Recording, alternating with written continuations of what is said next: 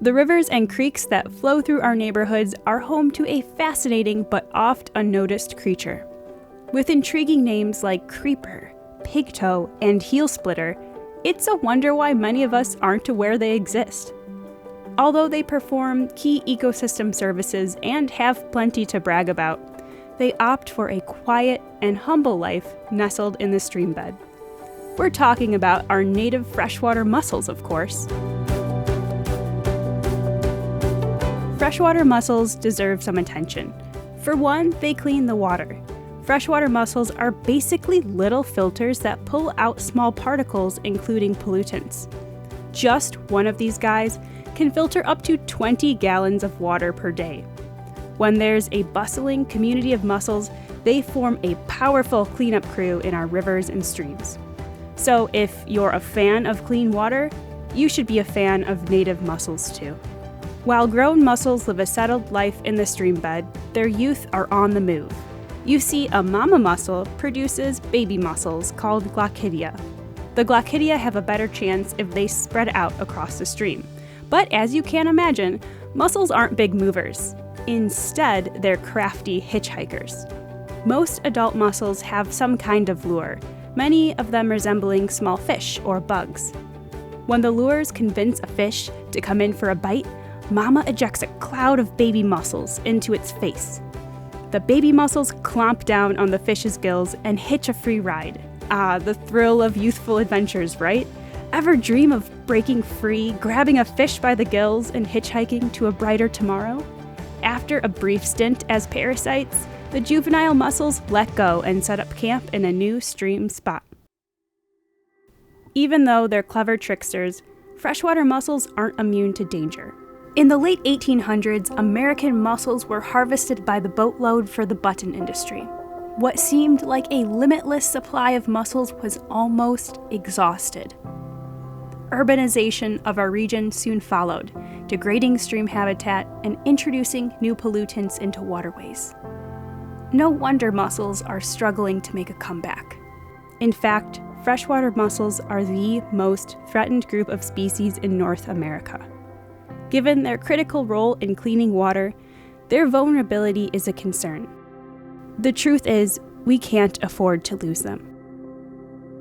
To figure out what is plaguing freshwater mussels, we thought we'd ask one.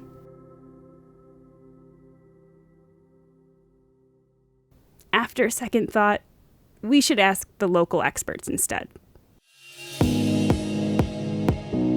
The Urban Stream Research Center is a one-of-a-kind facility in Illinois. We are one of only maybe 20 or 30 facilities in the country that are propagating freshwater mussels. We came in with very minimal knowledge, went to some conferences, met some of the experts, honed our own equipment, honed our own skills, and got to start propagating mussels shortly thereafter. Mussels produce millions and millions of young, but only a fraction of them are going to actually make it to adulthood. There's this number out there that a lot of us just call less than 1%. That number is actually closer to 0.00001% of mussels surviving from glaucidia to adulthood. In the lab, we can bump that percentage up to anywhere between 25 and 50%, because what we can do is we can make sure that those larvae get on the gills of the fish. We can make sure that they survive that initial stage where they're very highly threatened to minor pollution impacts, minor flood events, minor stuff like that. In DuPage County, we used to have 18 species that were within the county. Currently, we're sitting at 9 that are actively within the county. That's not the best news, right? So right off the bat, you're gonna say that mussels aren't doing that great. A lot of the threats to mussels are really anthropogenic. Some of the biggest ones are pollution, dams and impoundments, invasive species, loss of habitat, and runoff from either chemicals or roads. Juvenile mussels are much more sensitive than adult mussels. Just like any kind of baby, right? We're gonna be much more sensitive than our adult counterparts. When they first drop off their fish host, there's still a lot of development that needs to happen. So, what happens next for a baby mussel that's been abducted by ecologists and taken to the Urban Stream Research Center? So the life of a mussel here at the Urban Stream Research Center always starts with bringing in our brood stock.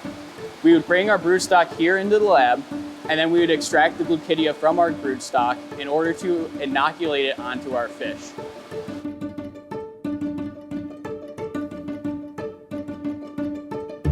Once we have our fish inoculated, they would go into one of our recirculating propagation systems.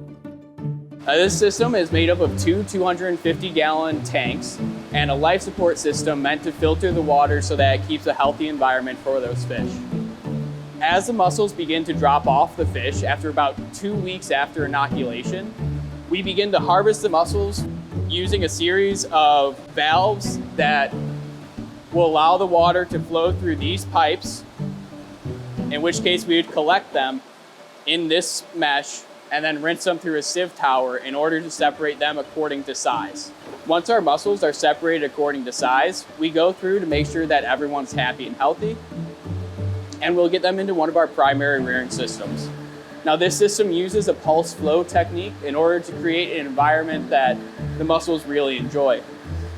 Mussels will remain in these systems until they're about 3 millimeters in size, in which case they'll move to one of our secondary rearing systems. These are our pan systems. They're used as that secondary rearing system and will contain mussels from about 3 millimeters in size to about 5 millimeters in size. Once they've reached 5 millimeters, we'll put them into one of our floating baskets out in our ponds. And that allows the mussels to obtain wild water and wild algae concentrations that we can't exactly replicate here in lab. And they'll go from that 5 millimeters in size up to about 20 millimeters in size. Once we release our mussels, we make sure to tag them with either a glitter tag, a hull print tag, or a pit tag, and we release them into one of our release sites where they'll continue to live for the remainder of their lives, living and growing in the water. And we'll go back in 3 to 5 years in order to monitor the ones that we released. But wait, if pollution and habitat loss are the main threats to freshwater mussels, what will happen to them once they are released back into our urban waterways? The work we do goes hand in hand with other work being done in the watershed.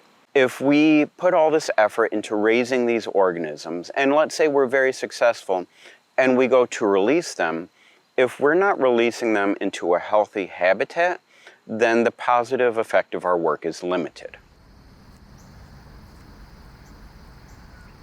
A healthy stream looks like something that you would see a lot of times in a movie, right? Bends, riffle-run pools. You have good shoreline stabilization, areas that are connected to your floodplain. You want what we would consider good water quality, so good oxygenation, decent amount of nutrients. Our waterways in DuPage County are a mix. All these rivers are very heavily modified. We've changed them. We changed this whole landscape, and those rivers are essentially drainage ditches at the moment. A lot of that rain doesn't have just open landscape to seep into. It's on these impervious surfaces, so it finds its path of least resistance, and then it dumps into the lowest spot, which tend to be our rivers and streams.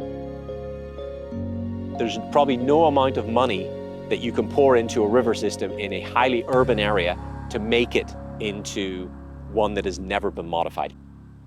I have reservations that these urban streams can get to the level that the Clean Water Act requires of them. That being said, we do know that there's significant improvements that can be made.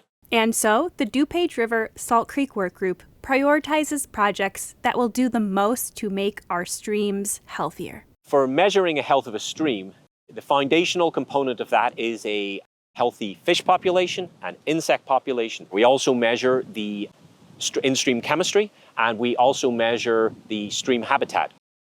Using all the data that we had, we produced essentially, it's a sort of a restoration map where it took all that data and it weighed out where our dollars could be best invested in order to alleviate the stressors, that's the items that are keeping the fish and insect populations low. And what we found was that removal of low-head dams was one of the best ways to do that.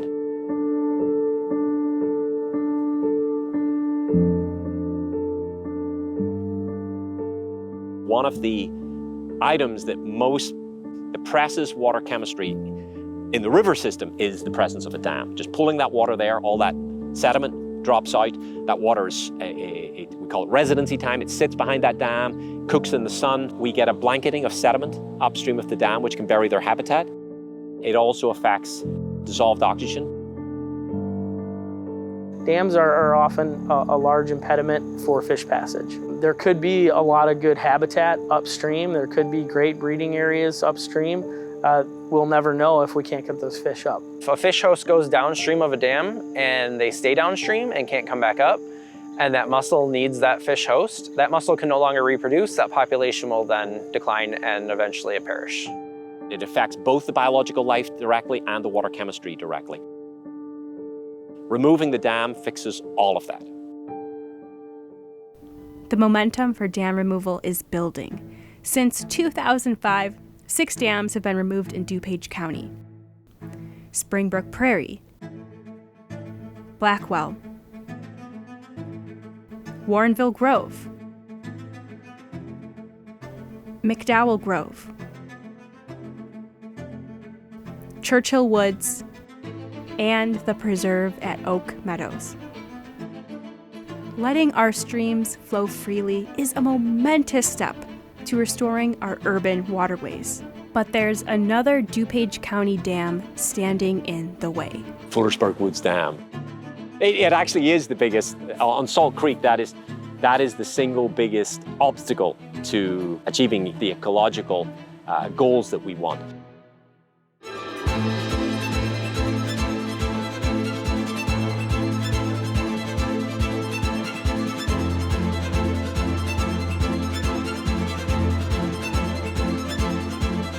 So once the Fullersburg Woods Dam is removed, I'm expecting 16 species of fish that are currently only found downstream of the dam to be able to move upstream through Elmhurst up into the Itasca, Addison area. There are northern pike south of that dam, so I'm very excited about the idea that we're going to reintroduce northern pike to that whole central section of the Salt Creek watershed. This year we did find maple leaf mussels down in the east branch of the DuPage River, down by Green Valley Forest Preserve. Maple leaf have not been found in DuPage County as long as historical records go back. There's a chance that they could have come up from the main stem of the DuPage River and are a breeding population now. We're seeing the fish hosts start to really show up en masse. It's a sign that the connectivity is improving because of the removal of dams. That means dam removal and other stream restoration projects are already having a measurable impact on the lives of local mussels. We've been seeing our macroinvertebrates come back, we've been seeing the fish come back, we've been seeing the plants come back, and now we're giving those mussels that helping hand they need to get back to the same levels they were once historically. Since 2017, we've been able to release about 28,000 freshwater mussels within local waterways. Well, take that number, multiply it by 20, and that's how many gallons of water that our mussels filter every single day. In addition to that, we are working towards eventually reintroducing some of those 9 extirpated species from the county.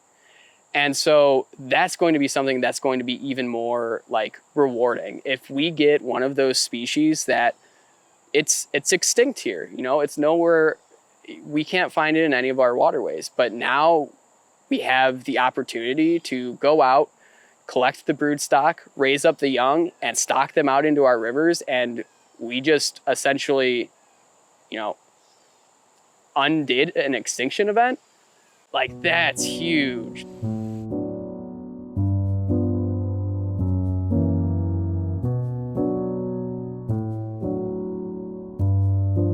We're still an urbanized area. We still have the impacts coming in. It's not like these are going to be pristine streams that are free of impacts just because of all of our efforts for restoration and all. They're improving things, they're improving conditions, they're improving habitat, but we still have to deal with all the urbanization that's going on around us. And that's where you come in. Hi, I'm your narrator. Bet you didn't expect to see me. But I wanted to talk to you face to face because this part is really important. What you do matters. Residents can do a lot at home to make sure we protect our waterways. Don't use too much salt on your driveways and sidewalks. There's a certain amount that we can use to stay safe and not slip, but also not get into the river. We have prescription drug drop-off at our police and fire stations. We've got our own household hazardous material disposal center to properly dispose of those things. There are also ways that residents can help reduce the amount of stormwater runoff. That can include installing a rain barrel to collect stormwater to use in their gardens and lawns. You can install rain gardens to collect stormwater and keep it from running into the river or storm drains. Also, just planting native plants in general can help absorb stormwater.